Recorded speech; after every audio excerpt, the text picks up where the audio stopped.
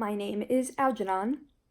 I am studying to become a historian, and I am also a writer who mostly writes in the period style. I had the unique, distinct pleasure, of locating a certain book from 1913, which was essentially an Edwardian sex guide, sexual education in the home, the sort of things we were taught in school, except updated 100 years in the future. So I'm going to read some passages so we can get a view for the fucked up opinions of the pre-World War I era society.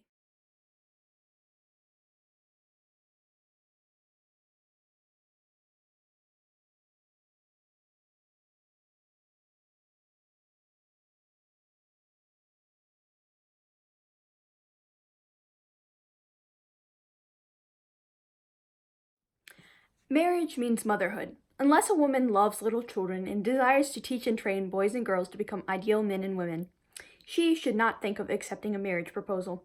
Marriage is for the purpose of offspring. All girls should train and develop themselves with a view to the sacred functions of motherhood. Those who are mentally opposed to and physically incapable of motherhood should decline marriage. Such women can and should find other occupation better fitted to their taste or physical condition where they can be contented and help make the world better. Use of condiments, coffee, and tobacco. Condiments, tea, coffee, and tobacco are not foods. They stimulate. They do not strengthen. They create unnatural appetites and inflame the passions. No one would drink coffee or tea if it were not for the tannin and caffeine contained in it. If these drugs were removed, these drinks would be no more tempting than a cup of warm water. Most people who use these drinks would consider it a sin to go to a drugstore and buy some pure tannins or caffeine, dilute it with water, and sweeten it with sugar and drink it. The tobacco habit is an enormous evil. The cigarette habit. The worst form of the tobacco habit is the use of the cigarette. When a boy falls into the habit at the age of 10 to 14, he never develops properly in his body or mind. You will understand this statement better when it comes referred to another chapter. The boy who uses tobacco does not progress well in his studies. Okay. Okay. Here's on masturbation. It injures the sexual organs. The sexual organs become soft and flabby when this sin is practiced much. Sometimes they do not develop properly. The most common effect of the habit is a varicole. This often occurs at the age of 18. The blood vessels in the scrotum become gorged with impure blood and feel like a mass of tangled cords. I haven't found anything on homosexuality yet. Is there any relationship between the nude in art and immorality? Yes and no.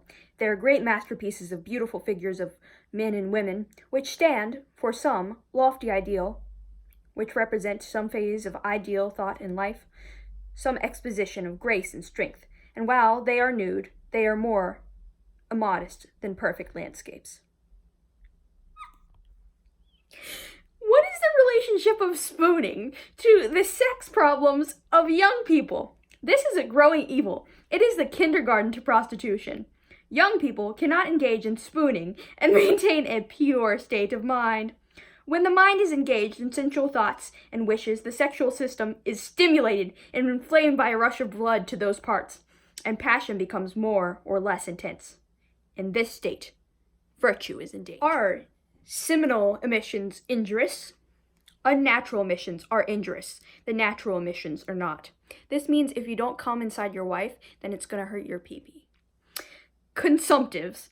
If you are suffering from any form of tubular disease, you must not marry. Neither should you marry one having consumption, nor into a family where consumption is common. It is possible to overcome all tendencies to consumption and to effect a cure in the earliest stages.